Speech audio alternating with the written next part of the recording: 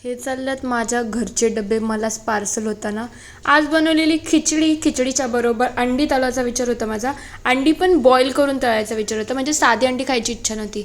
हा आहे गाजराचा हलवा, जो अजून शिजलेला नाही. बाबा, गाजराचा हलवा शिजायला खूप वेळ लागतो, 2-3 तास आरामात घालवतो. ही बघा किती मस्त यम्मी अशी खिचडी बनलेली आहे. आणि त्याच्यामध्ये मी थोडेसे वाटाणे आणि डाळ टाकलेली.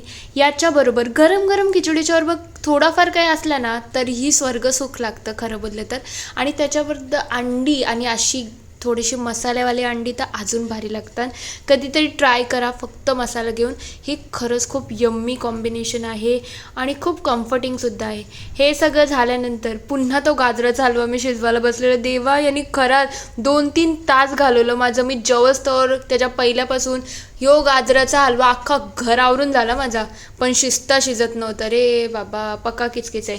त्यानंतर दुसऱ्या दिवशी मी उकडलेल्या शेंगा.